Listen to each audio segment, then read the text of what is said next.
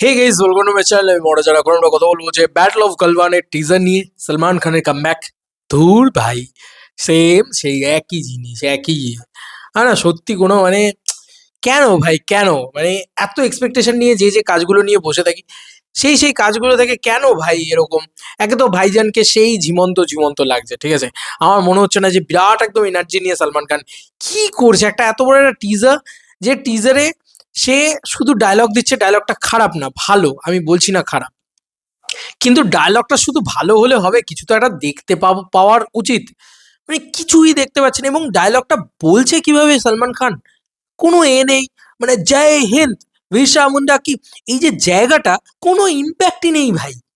তুমি দেখো আজকে ধুরন্ধরের এই তো একই জিনিস, কথা একই কথা বলে যেতে হয়। বলিউড একটা ধুরন্ধর বানিয়ে দেখিয়ে দিয়েছে যে ভাই, আহ, মানে সত্যি কথা বলছি, আদিত্য ধর দেখিয়ে দিয়েছে যে একটা ভালো ছবি বানাতে গেলে কি দরকার।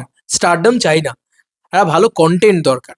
রাইটার ডিরেক্টরের বড্ড মানে একটা প্রেজেন্টেশন করতে পারছে না কেউ সলমান খানের মতন এত বড় মাস হিরোকে নিয়ে।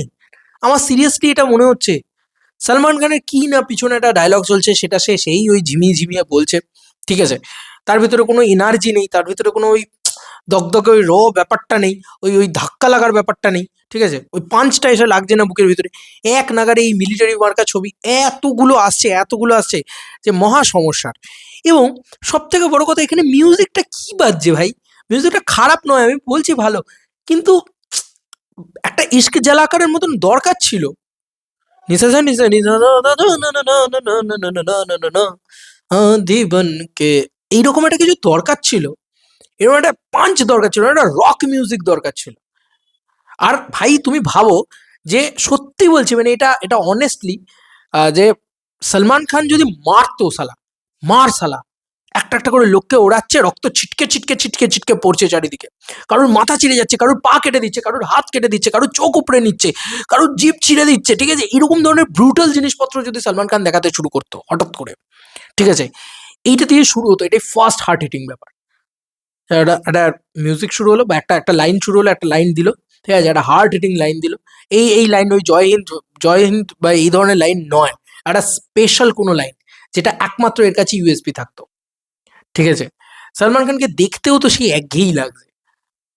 হ্যাঁ, হয়তো বিগ বস মার্কা ব্লেজারটা পড়েনি শুধু, অভিনয় তো সেই একই, মানে আমি কিছু আলাদা করে এফর্ট তো দেখতে পেলাম না অনেস্টলি, আমার আমার অন্তত মনে হয়নি। ভাবো তো, ওই হাতে যে এটা রয়েছে ওটা দিয়ে মারতে যাচ্ছে, সেখানেই টিজারটাকে কেটে দিয়েছে। এবার তুমি ভাবো যদি রিভার্স হতো, মারতে শুরু করতো যদি, মারতো আর পেছন থেকে বলতো যে আমি ভয় পাই না, মৃত্যুকে ভয় পাই না, ওই যে লাইনটা, ওই জায়গাটায় ওখান থেকে মারতে থাকতো যদি, আর তার সাথে রক মিউজিক বাজতো, কি ইম্প্যাক্ট পড়তো বলো তো এই টিজারটা। এটা একটা কামব্যাক সিনেমার টিজার হয়েছে, এটা একটা মানে প্রত্যেকবারই এক কথা বলে যে সলমান খানের কামব্যাক, সলমান খানের কামব্যাক, সলমান খানের কামব্যাক। সিরিয়াসলি আমি জানি না যে মানে কেন, যে সলমান খান, আজকে সলমান খানের birthday, happy birthday Salman Khan, he is the মানে biggest mass superstar in Bombay বা বলিউড। সত্যি কথা, আজকে ওয়ান্টেড তুলে দেখে নাও, দাবাং তুলে দেখে নাও, লোকে প্রেজেন্টই করতে পারছে না ওনাকে আর সেই লেভেলে। না ওনার কোনো এনার্জি আছে, না ডিরেক্টরের কোনো এফোর্ট আছে, না কারুর কিছু আছে অনেস্টলি।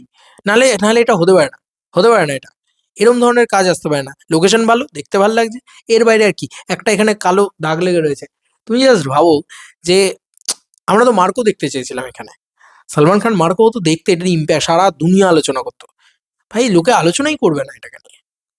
মানে সত্যি কথা বলছি, আমি আমি সলমান খানকে পছন্দ করি। আমি চাই যে সলমান খান একটা বিরাট ব্লকবাস্টার দিকে। আমি সত্যি বলছি, সলমান খানের কোনো সিনেমা আমি হলে দেখা ছাড়া ছাড়ি না। আমি তো চাইলেই পারতাম সিকান্দার বাড়িতে বসে দেখতে।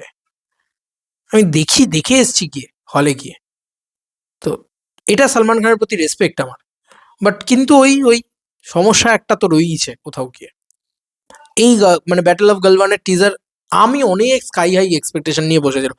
সত্যি বলছি, যদি দাম দাম করে উঠতো এরকম ভাবে, ঠিক আছে, কোনো ওয়েপন নেই, কোনো ইয়ে নেই, ঠিক আছে, হাত হ্যান্ড টু হ্যান্ড কম্ব্যাটটা ফাটিয়ে মারতো, মেরে ফাটিয়ে দিত, ওইখান থেকে যদি মানে টিজারটা শুরু হতো, ঠিক আছে, আমার মনে হয় অনেক বেশি ইম্প্যাক্টটা বেশি পড়তো, অনেক বেটার লাগতো, একটু ডিফারেন্ট সলমান খানকে দেখতে পেতাম। ফ্যামিলি সলমান খানের বাইরে বেরিয়ে আমরা একটু অন্য কিছু দেখতে পেতাম। হয়নি এই টিজারটা, মানে আমার অন্তত ভালো লাগেনি। এবার আপনার নিশ্চয়ই ভালো লাগতে পারে, দুর্দান্ত লাগতে পারে, আপনি পাগলে যেতে পারেন, ছিটকে যেতে পারেন, উড়ে যেতে পারেন।